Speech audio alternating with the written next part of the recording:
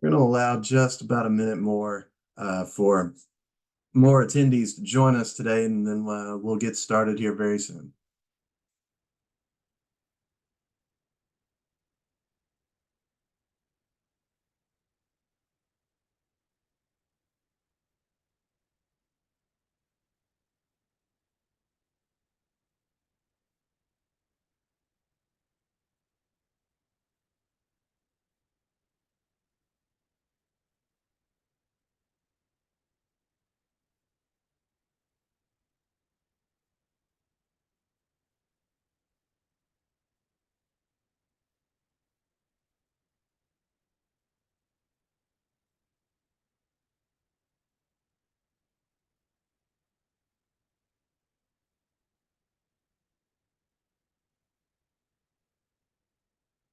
All right. Good afternoon, everyone, and welcome to today's webinar, Better Relationships, Better Outcomes, Michigan's Lifecycle Supplier Outreach and Relationship Management. This is a Cronin Award winner for the year 2023. Thank you for spending some time with us today. We're glad you're here. This is the fourth webinar in our 2023 Cronin Awards webinar series. But be sure to check out our final Cronin webinar as well. On Wednesday, March 13th, join us for a look at Better, Faster, Stronger, Florida's Modernized Quarterly Sales Reports.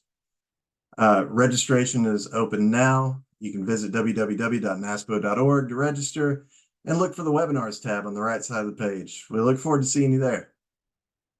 At the close of today's presentation, you'll be asked to complete a very brief questionnaire. Your feedback is very valuable to us here at NASPO. Today's presentation is good for 1 contact hour for your continuing education. To get your certificate, simply complete the questionnaire following the presentation. Before we begin, I'd like to take a moment to explain the format of today's webinar. All attendees are muted. You can enter comments and questions in the chat box. If you'd like to ask our presenter a question directly, you can type it into the Q&A box at the bottom of your window. Questions may be addressed during the presentation or during a Q&A session following the presentation. I'm very pleased to introduce our speakers today. We are honored to have with us Sean Vaughn and Will Camp. Sean is the MyDeal and Outreach Program Manager for the state of Michigan Central Procurement Services. In addition to managing MyDeal, the state's extended purchasing program, she and her team handle vendor outreach and efforts to expand the state's diversity spend. In Sean's spare time, she is spoiled by her 6 dogs, 2 adult children, and wifey. She also spends quality time with her 65-plus indoor plants and builds furniture from scratch. That is very impressive. Joining Sean today is Will Camp. Will is the Supplier Relations Manager for the state of Michigan Central Procurement Services. He and his team handle vendor business reviews, contract issue resolution, contract monitoring, bid protests, and most instances where a scary letter is required. Outside of work, Will cooks and bakes a lot, often bribing his coworkers with baked goods. Also a great strategy. NASPO is grateful to have both of you here with us. So with that, I'm going to turn it over to you, Sean and Will. Thank you. And I can verify Will does make very good sweets, and I'm happy to be bribed. Before we kick off, I do want to share, I'm a big fan of associations. I was an association manager for NASCO, which is the state chief administrators, and also supported NASCIO for the state CIOs. Just such a great opportunity to collaborate with your peers. And now to be on this side of it, getting to work with other states from our state in Michigan, it's just a really neat experience for me. So getting over my fear of public speaking, I'm going to start off. I'd like to start off by sharing my unique perspective in Michigan's Lifecycle, Supplier Outreach, and Relationship Management. Up until last year, my view into Michigan's Lifecycle was very narrow. As the MyDeal Program Manager, I spent the last 4 years growing and supporting the state's extended purchasing program, which is MyDeal. Although I was heavily engaged with the vendors, it was really only as it related to the contracts that were available in the program, which I will touch base a little bit more in the presentation. But now my view into the life cycle has broadened significantly. And as the vendor outreach manager, I get to see and participate in the supplier outreach and relationship management process and understand the importance of engaging with all of our vendors at all stages of the process. So it's been a really interesting process to get to know and understand and support over the last year. Will, would you like to share your history with the Michigan Supplier Outreach and Relationship Management? Yeah, sure. So some of these duties used to live in my shop. So thank heaven for Strong, because she, when her area came along, was able to take on a lot of things that we just had never been able to give kind of the time and attention that they deserve. So when Sean's team came on board, we were finally able to give our suppliers some of the attention that we thought they deserved and the level of support that we kind of prefer. So this has been an incredible learning process for both our office and for our vendors to kind of come into the fold where we wanted everyone to be, and let's be on better footings and communicate better. So Sean's the best. Oh, thank you. I repeat the compliment as well to you. Yeah. Okay, so you'll see if you were in attendance at the annual conference that some of our slides are going to be very similar, but then we're going to get time today to expand into those areas. Plus, we've got a lot of new information to share, some new web pages that were created since we met last. So let's get started. Wait, we do have a question. Will's mic is cutting in and out. It sounded perfect here. I heard everything, so hopefully it was just maybe one person that had that issue. Okay, so like other states, Michigan wants a healthy potential supplier community. Of course, we've run into some challenges along the way. The biggest obstacle is getting the suppliers registered properly in Sigma Vendor Self-Service, which is the state's platform for bid posting. Another is continuously growing our supplier community and increasing diversity in our supplier base. And then, of course, managing supplier relationships or relations once under a contract. Our solution was to take a multi-pronged approach, encouraging suppliers to sign up to do business with the state, and then engaging with suppliers throughout the life cycle of their contract. So I'm going to run through our innovations at a high level, and then we can take a deeper dive under the service improvements. The first area of focus was, and still is, raising awareness in the supplier community. This is a huge lift for my team right now, and we've been laser focused on a variety of efforts. We've put a lot of our energies into building tools for vendors, including a vendor opportunity dashboard, an active contract dashboard, a bid proposal webpage, and new since the annual conference, we launched several new web pages, including our Let's Do Business website, which features many new helpful resources for our vendors. Plus, now we have a dedicated team for our outreach efforts. We offer several contracting 101 presentations throughout the year, both in-person events and webinars. We partner with other agencies within Michigan and also outside groups on events. And our efforts to promote supplier diversity also include social media outreach, stakeholder meetings, and we even went and did a creative message about doing business with the state and added it to the Michigan's telephone hold music. That was a first for me.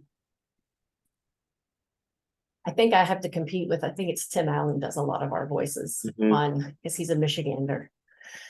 Okay, the second area of focus is relationship management and how it continues to evolve once a vendor is awarded a contract. The state of Michigan has achieved significant success with these two initiatives. One is marketing vendor contracts to MyDeal, the state of Michigan's extended purchasing program. And the other innovation is holding annual supplier business review meetings, and we'll talk more about those a little later. So let's talk more about improvements. The first is our new vendor opportunity dashboard, which you can see a screenshot there. This was created using Microsoft Power BI, which is business intelligence. Suppliers can use it to search out projects anywhere from like 2 months, actually, all the way through 18 months in advance. And we've got a couple of people on our staff that jokingly refer to it as our weather forecast, but for state contracts. The dashboard is an excellent tool for vendors because it allows them to see what the state is planning, enabling them to better prepare to participate in the solicitation. Quick note, I do have a slide at the very end of today's presentation that includes all the links to the external facing dashboards and websites. So you'll have that once we're finished. Next is our active contract list. Okay, making sure everything is showing up okay. This was also built in Power BI, and potential suppliers can search all active agency and statewide contracts. The dashboard links to active contracts and allows the vendor to see what the state is currently buying. They can locate the state buyer and find a current expiration date as well as the current contract value. So the screen actually scrolls over, has a lot of useful information. This is our bid proposal webpage, and it provides public copies of bidder submissions from the last 12 months. This page has proven to be a time and money saving resource for both the suppliers and the state or state buyers, because they don't need to submit a Freedom of Information Act to get this information. Additionally, it enhances the quality of future solicitations, as potential suppliers can access the award recommendation documents, which contains a wealth of information to assist them in preparing for future bids. Do you have a question pop up? Yes. Yay. See, I'm trained. I've got this. So question, if all of the bid proposals are posted, how do you handle or protect proprietary information? Good question. We have a confidential treatment form that vendors submit with their bids, so they can essentially give us something that we can post publicly and then their full bid for us to review. So we kind of let them do their redactions. We review it, make sure that stuff is actually proprietary, and we're just trying to redact everything, and then post that. So it walks that balance between transparency and also obviously protecting somebody's information. Great. Yeah. Right. Contracts that contain our extended purchasing language are included in the MyDeal program, which is my baby, thereby allowing MyDeal members access to the state's contracts. Our members include cities, townships, villages, counties, K-12 schools, colleges, universities, and nonprofit hospitals.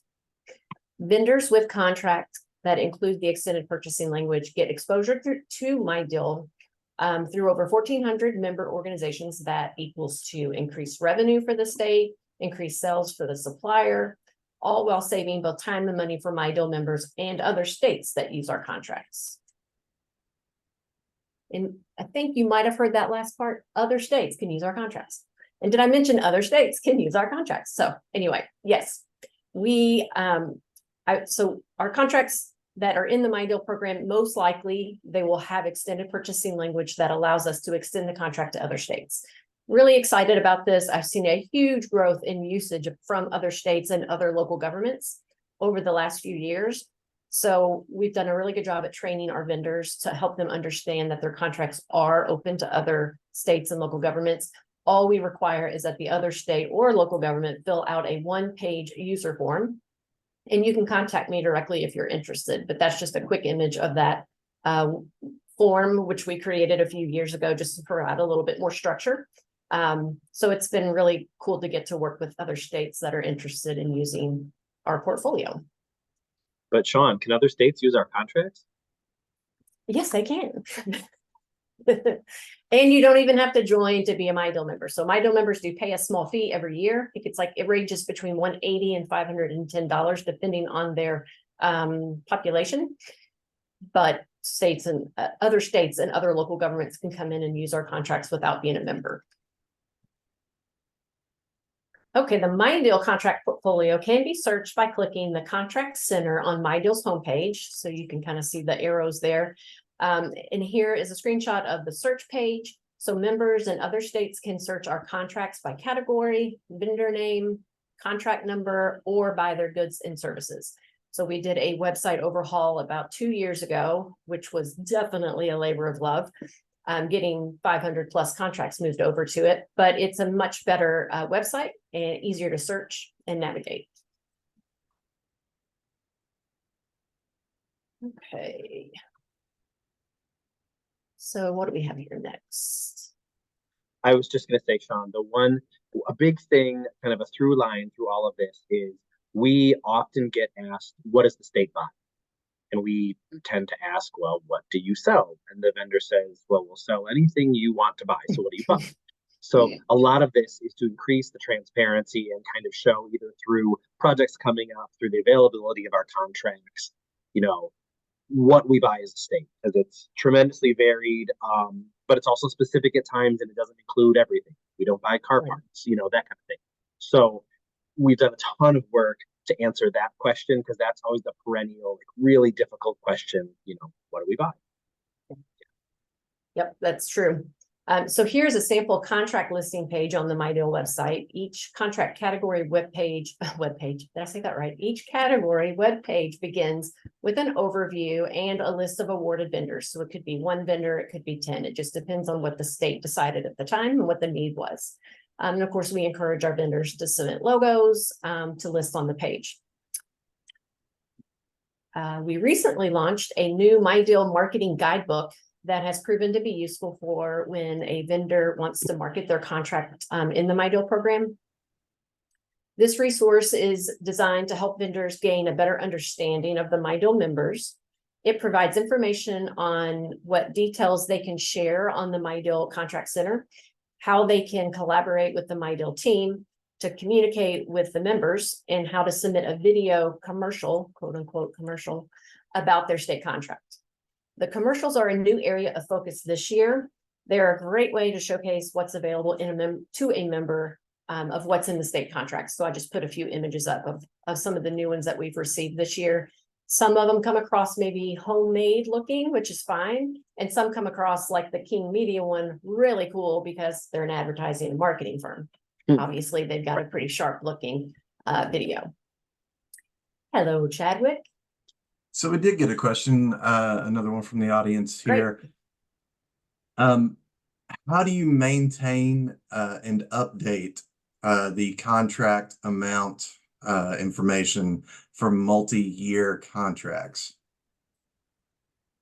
That I'm assuming they mean on our dashboard, our active contract dashboard. I assume, yes. I think it's all done through, that's not something that I put on there. It's automatically pulled from Sigma, which is our platform where we manage our contracts. Yeah, and as various users, agencies, etc., are adding to the contract or need to buy more, that we'll do a change notice, which is essentially an amendment to the contract to raise that value. And then as that dashboard is updated, that will be done through our system and then kind of automatically pulled in. So it reflects not quite real time, but frequently updated the status of that contract, its value, etc. And then when you click into the link, the new contract with the change notice is there as well. So it will reflect those changes as they occur. Absolutely. Yep. And then it also will reflect whenever a change notice has come through to extend it. Maybe it's been extended 3 months for a transition, or maybe it's been extended for 2 years. Whatever that is will show on that page. And right now, the way my team handles the MyDeal website, that is all manual. So we do go over and update our website so that it reflects the new contract expiration date. Okay, so let's discuss the next service improvement, the annual supplier business review meeting, which are held annually with suppliers to strengthen relationships between the state and the supplier. So Will, can you tell us a little more about these meetings and how the state decides which vendors to meet with? Yeah, so this is something we've wanted to do for a very long time, to kind of pull vendors in a little bit closer that have contracts to understand their world a little bit better. So we've parsed our contract portfolio out in a couple ways and looked at vendors that either handle stuff that are kind of very high risk or provide critical services. We also have looked at, the high value contracts, office supplies, stuff that we use every day, inside out, just to kind of know that world better. And then contracts that are used by a lot of agencies. So our big multi-agency contracts, we're working on meeting with those vendors as well.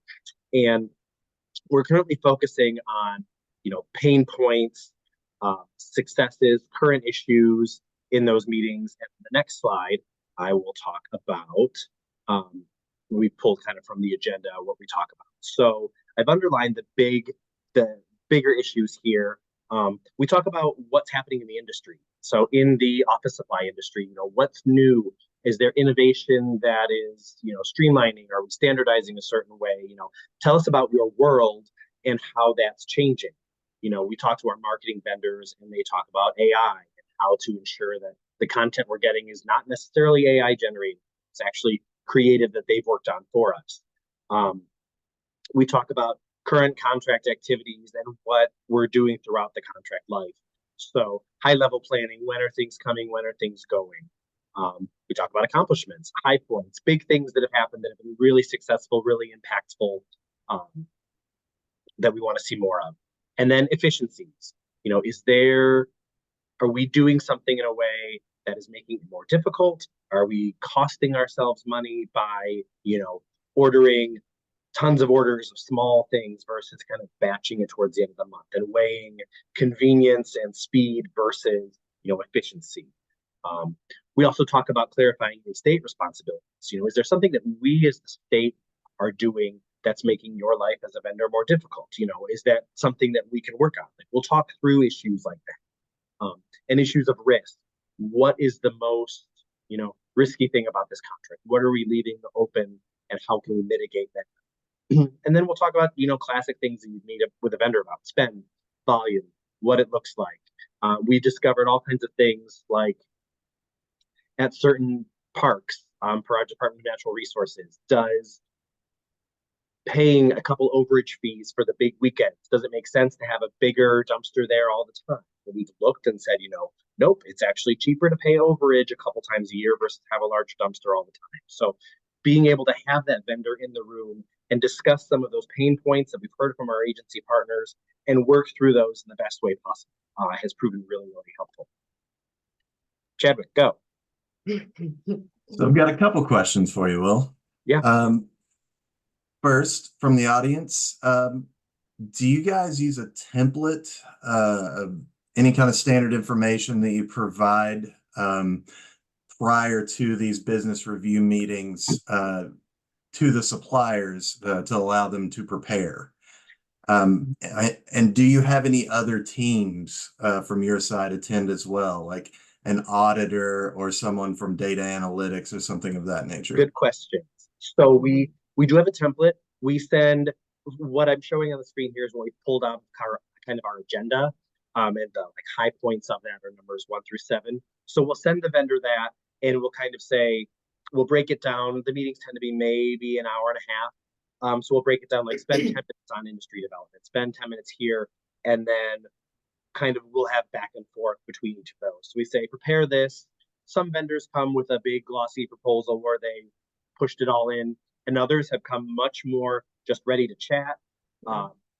Prior to those meetings, we have polled our agency partners, or basically users of that contract, and said, do you have any issues? Are there any successes? So we try to come to that meeting with a lot of information and what we've heard. And then as to who is involved, we've kept them fairly high level. So our CPO will be there and kind of executive leadership in our center procurement office, the buyer on our team who handles that contract or that category. And then depending on the nature of it, there might be somebody from an agency. If they're a supplier that, if it was, say, which we haven't done this, but if it was a supplier of election equipment, we would have somebody from the Department of State there that kind of handles that, that close person that really has a deeper understanding. But for the most part, it's people within our office, it's higher level, so that we then can pull from that vendor, their salesperson for our contract, and then, their kind of VP above them. Somebody, sometimes we get an owner, depending on the size of the company, we'll get an executive VP, very high level, because we're trying to talk about the big issues and, how can we solve those amongst ourselves. We've got another one. I think what we're getting at. Can you talk a little bit about maybe the performance indicators, the things you track when it comes to supplier or contract performance? Sure. And do you post supplier's performance outcomes, either good or bad? So good questions. So we have a couple ways that we track supplier performance at the state. One of them is a contract monitoring report. So we have our end users, our program managers, as we call them, submit one of those on a certain cadence, depending on how risky, how important the contract is. So some are done quarterly, some are done twice a year, some are done yearly. And that is basically a form that they submit to us online that covers kind of 7 categories. How timely are they? What is their quality of service? You know, the deliverables, etc. And they can rate those on, 1 through 5 kind of basis. And then we aggregate those, and that develops a supplier scorecard. And so we can see kind of how this vendor across these different categories is faring, or performing, I should say. So those are, everything obviously is subject to a FOIA request. Those vendor scorecards aren't something that we post publicly. They're obviously available. It's more something we use internally. We're talking about, how we might do that in the future, how we might communicate more that that performance. We tend to be, and obviously this whole presentation is about how we communicate with vendors. So we try to be very communicative. If there's an issue, we reach out, and we, keep a pulse on it ourselves.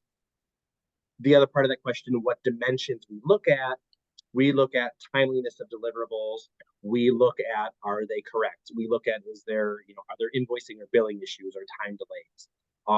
Timeliness is another one. Responsiveness to requests from us, customer service. Those are kind of a lot of the things we look at. One last question Your coming last about. one. I'm just Okay, kidding. I promise. About the No. business review meetings. I'm gonna go ahead and add the caveat without naming names or going into too much detail. What does a business review meeting look like when the contract is not doing well? That is a really good question. We have had, most of our vendors do very well, so that's very good. We've had some where we've had some fairly significant issues, and we've had some serious pain points from some of our agency partners. So those meetings are, I would say, none of it's a surprise. We go into those understanding that we're raising issues that they should have been informed. If we have feedback from an agency, we say, does the vendor know about this? Because they should know about this before they come into this meeting. And keeping it high level with the people in the room, it's very positive, and this is the issue we're having. How can we solve it? Is there anything in this issue that is on our side? It's a two-way street. How can we find a solution that everybody can agree to? It's very much a conversation. It's not adversarial. It hasn't been that way. It could be, but we approach it much more constructively. So the meetings are great, honestly. We haven't had one that's kind of gone south or blown up or anything. So it can be a tough conversation where both sides disagree, but we've found middle ground and kind of said, we have this relationship. We're meeting here today. So what can we fix? How do we help it work together better? Yeah, and I've been in on a few of them recently, and it's been a great learning curve for me just to get in and understand the dialogue, and then they can talk with me about working through the My Deal program. So it's been a good experience. Yeah. I would say definitely it just sounds like a collaborative group when everybody gets together around the table. Okay, let's get moving here. So let's see. We launched several new websites and refreshed many others. To say I'm excited about these new pages would be an understatement. It was definitely a labor of love, perfectly timed for 2024. So I'm going to have to stop saying that word, Will. Just taser me every time I say so. I'll come up with a new one. Just start counting how many. Just kidding. Right. Okay. So just kidding. The reason I say that is, if we launched this website last February, when I first started in the vendor outreach role, I wouldn't have fully understood the need of the vendors. By meeting with the vendors at events and communicating with them through email and by phone, my team was able to better understand their needs, resulting in the creation of our new Let's Do Business website. I'd like to take everybody on a tour. Oh, I can't say so this one. So bear with me as I switch over to our website. So obviously we had a, what now? Oh, no, I was Did it just work? saying, like, these are brand new since annual last year, so Absolutely, yeah. exciting that we can present something. December. This is coming, and it's here. It is here. And this is in addition to, an existing public facing page. But we had so many great resources, but they were kind of all over the place. And if I had a hard time finding them, then I knew a vendor was having a hard time finding them. We would show up at events and we're handing 10 different flyers out about all these different things they could learn about. And I felt like a teacher giving a student way too much homework because they would look at me like, what is all this? So it was really important to take the feedback we were getting from all of our vendors and just our experience with websites and create the space that they can go to. So the purpose of this new website is to help vendors, whether they are brand new and need to register as a vendor to do business with the state, or if they're already registered. I'm going to scroll down just a little. We built out 3 buckets of information. There we go. First is register my business. It's for those vendors that need help setting up their business or setting their company up in our Sigma system to do business with the state. And the next 2 buckets are resources for vendors and research opportunities. And those are for vendors that are already registered and ready to learn more about doing business with the state. We're going to first look at the Register My Business section. We need vendors to register in Sigma VSS, which is vendor self-service, to bid on state of Michigan solicitations. Here, they will find important information to help them get properly registered, including business types, commodity code lookup, how to register as a vendor, and a new user checklist. I'd like to show you 2 of our brand new pages that we launched this. I would say one of them was in September and one was November. So commodity code lookup and business type. First, we're going to go to the commodity code lookup page. Will, did that switch over for you? Yes, it did. Thank you. Okay.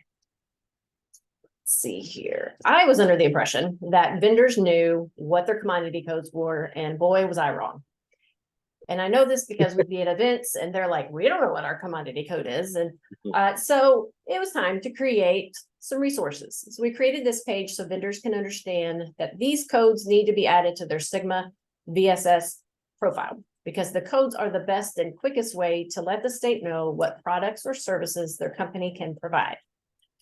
And that entering the commodity codes in their profile is the only way to be notified by the state bid opportunities in our platform Sigma.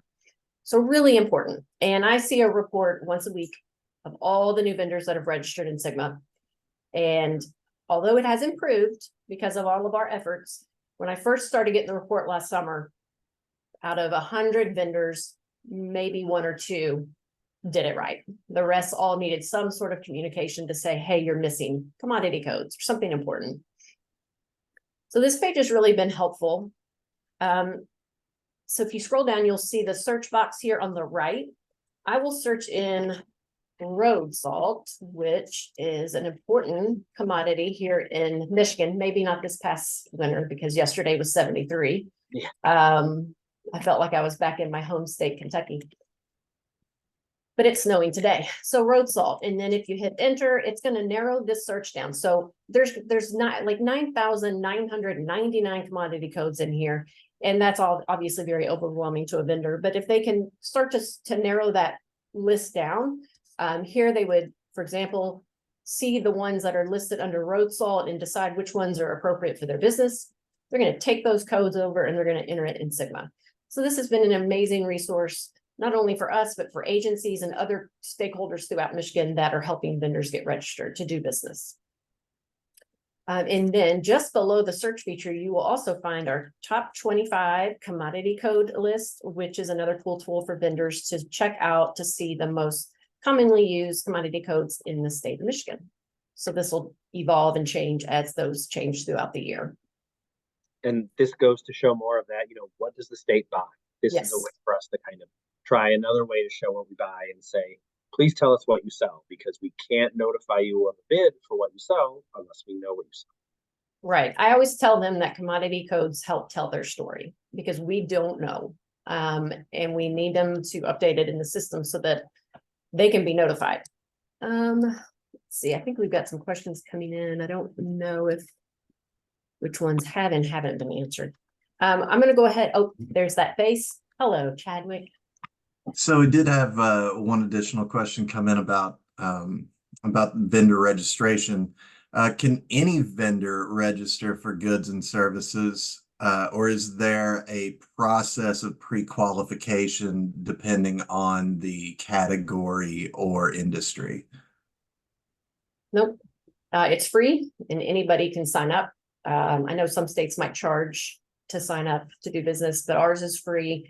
It's not the easiest process. We try really hard to provide a lot of resources, and we're continuously evolving to find more resources available. And we're gonna have right now we're Sigma 3.0. We're gonna have a 4.0 here shortly in the next 2 months. Yeah. So there's gonna be some upgrades to it, which makes it a little bit easier to use, but we provide a lot of resources to help vendors get set up because it is a little overwhelming when you're going in here and having to enter all of this information about your business.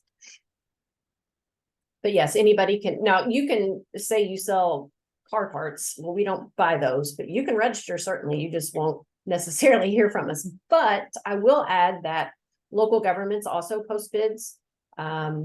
Schools post bids. So our system is open to local governments and schools to also post. So you might be getting other people that are interested in their services, even if we don't purchase it. I saw another question come in. How do we verify if they're eligible to, if they're an eligible vendor for certain product or services? So we'll let a vendor register and select their commodity codes that Self-service, yes, self-service. The further check for viability will occur after we put a bid out and they have responded. That's when we'll look into vendor viability via financially, see if there are any other kind of red flags. We'll do that during part of the solicitation, but they can register, all day long. All day long. Okay, next we're going to look at the business type webpage, also brand new. So we're going to open that. We encourage vendors when they're registering to enter all applicable business types in Sigma because certain business types are eligible for purchasing programs or preferences. For example, are they a Michigan-based business? Or are they service disabled veteran-owned business? If so, the vendor needs to find the correct business type codes and enter them into their Sigma profile. A big effort for my team and Michigan agencies, scroll down, is around geographically disadvantaged business enterprises, GDBE for short. I feel like I can say that one in my sleep now. A GDBE business was defined by an executive directive released in 2019 as a Michigan-based business located in low-income communities and underutilized business areas throughout Michigan. Eligible businesses must be headquartered in Michigan and either be located in a qualified opportunity zone, which is based on a map that's available, or be a certified hub zone business with the Small Business Administration. So this page is going to help them identify what codes they need to enter in order to be considered a GDBE. Next on the screen, vendors can locate the available codes for demographic business types and other business types. So we always encourage them to put as many codes as they would like. And we kind of touched on this when we were answering a question. All of our platform Sigma is self-entered. Like we can't go in and make corrections. If somebody has entered the wrong business type, they have to go in and fix it. If someone needs help and they can't figure out how to enter commodity codes, they have to call our help desk because I don't have access to it. It's a little frustrating that I can't just immediately help somebody. I can visually see stuff, but I can't make those edits. And because it's self-service, they have to go in and actually perform it. which can be challenging when it throws our spend off if they say they are a Michigan-based business, but they're actually headquartered out of Chicago. So in those cases, we don't necessarily self-police it, but we will, when it's brought up to our attention, we will reach out to them and encourage them to get that fixed because it's throwing off some agency spend. And we encourage vendors to register under everything that's applicable, because we'll get requests from, the executive office saying, looking at demographics and say, how much business are we doing in these areas with various demographics? And we kind of will have to respond. Our reporting is limited by what vendors put in, since it is vendor self-service. So we kind of encourage everyone, like, help us make our data better in terms of what applies. And they have to keep it up to date, which is also challenging, especially when people leave a company and then the sign-in isn't applicable anymore. So, but we have a great help desk that helps get them where they need to be. But this page has proven to be very useful for our vendors to help support them when they are completing their registration in Sigma.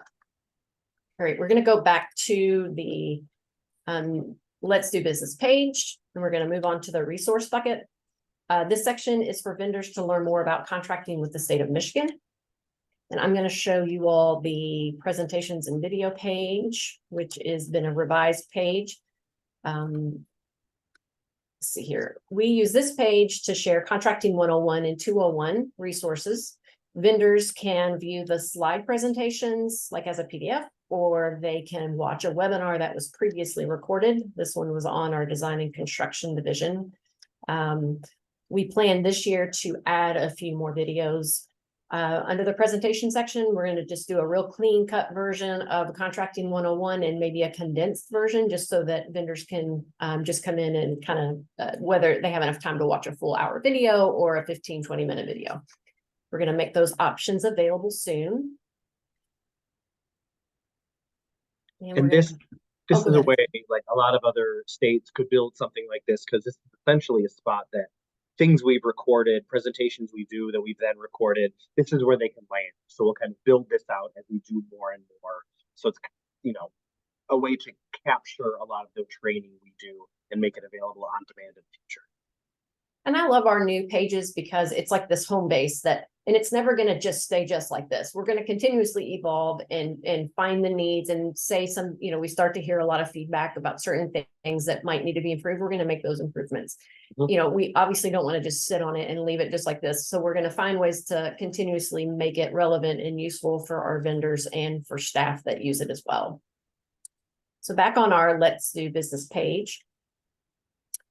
Let's just say a vendor is properly registered and now they're ready to start. So they're going to go to research opportunities, just this far right one, which is a lot of information.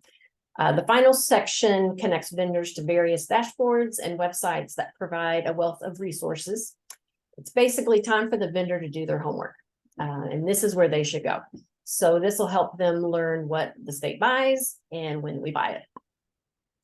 We touched briefly on so kind of just running through the list, we touched briefly on the active contract dashboard, the bid proposal webpage, and the vendor opportunity dashboard earlier in the presentation.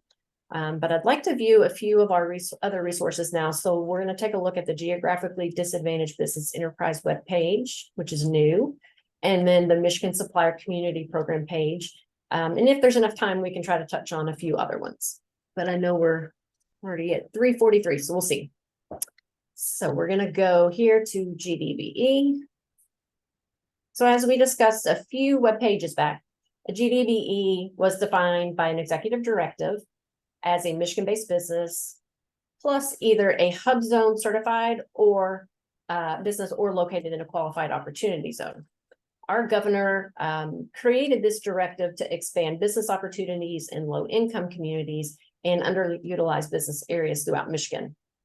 So this page was created to provide awareness about the state's efforts and as a resource for vendors to learn more about GDBE eligibility. So really, this is that kind of hub that they can go to and we can direct our marketing to when we're trying to grow that awareness. Not many people understand what GDBE is. And so we've been doing a marketing campaign that'll be launched in the spring. And this is a page we created so we can continuously get folks over here so they can understand what it is. And I don't, let's see, do we have any, Will, are you peeking at the chats at all? I don't see any questions. Okay, so we're gonna go over to the Michigan Supplier Community Program site. Let's pop back over here. So right here, Michigan Supplier Community. This program was launched in 2019, and it allows agencies to solicit 3 quotes directly from qualified vendors for select purchases up to $500,000 without going through the formal RFP process.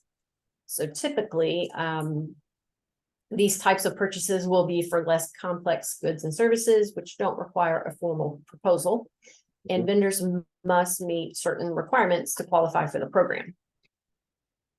It raises that bidding threshold from $50,000, where you have to do a full RFP versus a request for quote. It raises it to 500 if you utilize this process. So it's a way that we can encourage doing more business with smaller Michigan-based businesses. And I'll be honest, it has been a slow burn, but we're getting a lot more attention to it. It's kind of hard when you have an internal dashboard that at first it didn't have very many vendors for agencies to get those 3 quotes. But we've put such a big effort in it, it's grown significantly. So now when agencies go into our internal dashboard, they can actually start to find businesses that are ready to give quotes. So vendors must be headquartered in Michigan and must meet one of the following. It can be a small business, a community rehabilitation organization, veteran-owned or service-disabled veteran-owned business, or a Michigan GDBE, which we discussed. So either certified hub zone or qualified opportunity zone. So that's our MISC program. So now let's take a quick look at the bid proposal webpage. I know we touched on it earlier. So as we discussed earlier in the presentation, if it's going to open, here we go. We created this page to provide public copies of bidder submissions from the last 12 months. This resource provides vendors access to useful information that can strengthen their proposals or for future proposals. And it's also a really helpful tool for MIDO members in other states because they can easily locate the award letter and synopsis for our contracts. So if they just click this drop down arrow here, under each of these contracts, they're going to find this section right here. And this is where it's just a gold nugget of information. So if you're wanting to use one of our contracts, you can find these award letters here so you can see that it was solicited or that it was went through the full solicitation process. And it tells the story. So I like sharing this page with people as frequently as I can. Okay. So we do have, let's see, we're at 347. We do have a few more slides, so I might need to pause here on the website and go back over. But basically on here, you're going to find we've got an IT staff augmentation section, open bids, which takes our vendors over to a public facing Sigma website for our state bid postings, and then our service disabled veteran owned business page, which talks about purchasing preference for SVVOB. Let's switch back over to our to our slides. So we get a question about, do we ask for 3 quotes from eligible GDBE suppliers for under $500,000 purchases to select the lowest responsive bids? So if we're using the MISC program, yes, it's a request for quote situation. Have to get those quotes too. You can't just request it, you actually have to receive. We have to get 3 quotes. And we can go up to $500,000, and then it's not necessarily low bid. We can still do a best value determination, but it tends to be low bid, but it can go either way. So cost reduction. Let's talk about this. Our lifecycle supplier outreach and relationship management has proven that increased supplier awareness and pre-solicitation outreach efforts have resulted in higher quality competition for state contracts, leading to increased competition and lower costs.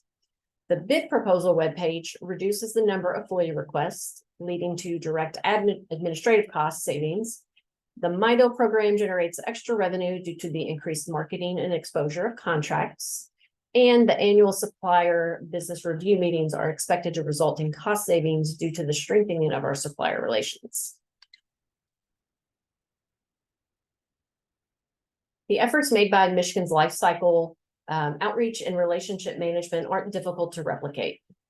Time and resources are the main ingredients to our success, and we found that investing in the state's extended purchasing program, My Deal, justified its increased expense with the expected increase in revenue. Really seen an uptick in the contract usage over the last few years because of our marketing efforts. Other tools we use and have used include Microsoft Power Business Intelligence, so that's Power BI, to create the dashboards. We've used YouTube to post videos about our contracts, Zoom for webinars. So when we do our contracting 101 webinar, we'll use Zoom, and we usually get anywhere from 90 to 170 people in attendance at these. And then we also use the platform Sitecore for our website. So investing time and resources in the life cycle is helping our state connect to business communities in Michigan and across the nation, plus advancing several of our state goals, to name a few: cost savings, increased competition, better supplier relationships, increased revenue, advancing supplier diversity, and increasing public transparency. This is our links page that it should have all the links that we went to today. So when NASPO shares this out, you can start to go in. If you have any questions, obviously today we can answer questions, but always feel free to reach out to us. It was really cool being at the annual event and getting to talk one-on-one with folks about what they're doing. Because I mean, my theory is, why reinvent the wheel if we can share and collaborate these ideas? So it's really exciting to get to talk to you about it today. So we've got a couple questions for you. Great. Sure. I know we've taken this look kind of at the supplier management program as a whole, and the many facets and resources associated. Are there parts of it that were in existence, say, before others? Is there some of this that maybe you've been doing for longer and you just expanded upon to put this this sort of management program together? I mean, I know with My Deal, there's so many different things we could answer here. With My Deal, it's been around since 1984. And it's always been successful, but and it was a team of one person. That was it. Now it's myself doing the marketing, doing the management of it, and her. So now having two people on it has been absolutely like shocking to see the difference. So we've gone from, I think we were 113 members to not 113, 13. I'm trying to remember how many it was. It was like 1,000. Now we're at 1,400. Our usage, we used to, like, contract usage, we had, I think it was 113 is the correct number for this number of contracts that were used when I first started with the program. And now we're at 162 contracts that are used. And the only reason we know those are used is because there's a reporting requirement. So we get administrative fees from those. So we've seen such a big uptick just based on putting those efforts in that time into that specific program. And then I was going to chime in on my end when we please do. created our SRM, Supplier Relationship Management section, gosh, 5 years ago now or so. From day one, we wanted to do kind of strategic supplier meetings, which have turned into our annual supplier business reviews. And we wanted to do it forever, but we just didn't have the time, we didn't have the people, we didn't have the resources. And finally, within the past 18 months, we've been able to kind of realize that dream, because we strengthened our contracting process and our contract management enough that we then could kind of mature and focus on these new processes. So SRM's been in existence for 5 years. Our contract management and contract monitoring reports have been in existence for probably 4 years. We've been doing the business review meetings for about 18 months. And then the MISC program, like Sean said, was created in 2019. And that helped us work a bit more on transparency with what we buy and how we buy it. And then building on all of that, we created dashboards and breathed new life into this kind of set of skills and set of resources for vendors. Well, like our dashboard, so the vendor opportunity dashboard, that's new and it's only been around, I think, like a year, if that. It's all kind of a blur. But the active contract list used to just be a spreadsheet that that they could download. So even though it's been around a while, we've just continually tried to evolve and refresh and come up with new ways to share this information, and that's how the dashboard came about. And that's been within the last 6 months, I think, is when our dashboard with our active contracts came out. Very recent. And same as the bid proposal dashboard, that's a couple years old, maybe. Fairly new. Yeah. Could you give us a little more about savings and just the kind of improvements you've seen, like results from these recent actions? So I know my deal has increased its revenue, and I'll let Sean talk about that. From my end, from the annual supplier business reviews, we've realized some efficiencies, areas that we can either condense service or ways we can do it that have saved us money. We've caught oversights in payments that have been made, so we kind of recovered some money there. We're not mature to the point, especially with those where we have like a report on this meeting saved us this much money, this is where we found it. But that's going to be something that's going to come. We were breaking up a little bit on that one. I think it was clear enough. But then also, now that I'm sitting in on those annual supplier meetings, we're discovering that they're not paying certain administrative fees. They thought, oh, I didn't think I was supposed to pay that. And so although they were sending in something, it wasn't the full amount. And so we've found that we're gaining some money by just being present in these meetings. Obviously, my deal, when you've seen a growth in the number of members, therefore you're getting more contract usage, we're getting more administrative fees. So we've seen a big uptick in our administrative fee because of contract usage. And that's just all based on us being engaged with our membership and really getting out there and sharing. Like I do a monthly all access newsletter that lets all of our members know of new contracts that we added over the last month, that lets them know any change notices that we had over the last month, as well as contracts that are about to expire. That is not something we did before. We didn't start doing that until 4 years ago when I was reading surveys, member surveys, and they said, it'd be nice to know when contracts are new or when change notices happen. So I was like, okay, we're going to do a newsletter. And so, you know, my open rate's anywhere between 30 to 40%. And it goes to about just under 2,800 folks. So excellent use of time because it keeps me on top of our contract portfolio. I understand more and more about what's in our portfolio, and then I can help our members navigate it before they can find them quicker and use them. Excellent. And thank you all so much for this. Give it just another second if anybody has any questions they want to submit. But in the meantime, absolute pleasure. This has been great. It's always fun to share what we're doing and collaborate with other states. So did get one come in. What kind of time requirements does it take to keep these resources updated? Some of it's automatic through our system, our Cigna portfolio system. So our financial system, that's the term I'm looking for.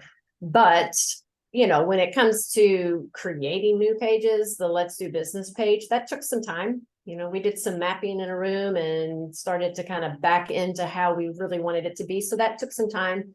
But that's, you know, now it's at a place where it's ready to go and it's more maintenance. And it's really just as we come up with new things that we want to share, we have this place now to put it. My deal, on the other hand, that does take time. That is more manual.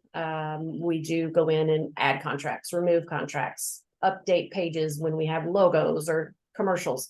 But the vendor dashboard, the active contract dashboard, and I think the bid one is manually added. I could be wrong, but I feel like that one's manual, but the other ones are automatic. And when there are major updates, we'll send out a listserv kind of saying these things are updated so people know across our kind of agencies, et cetera. Yep.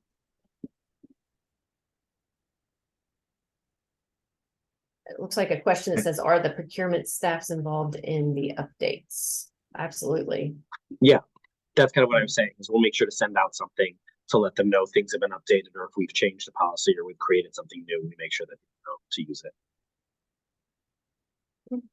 it. Excellent. All right, that concludes today's presentation. I want to thank our presenters, Sean Vaughn and Will Camp, for the valuable information they've shared and for working with us here at NASPO to bring it to you.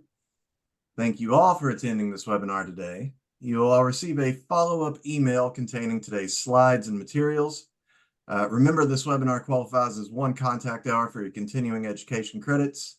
To receive your certificate, simply fill out the survey in your browser window once you've exited the webinar.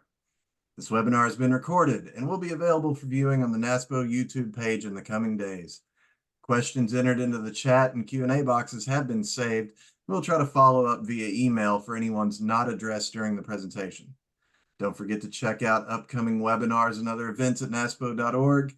Thanks again to our wonderful presenters, and thank you to our guests. Everyone have a great day. Thank you. Appreciate it. Thank you.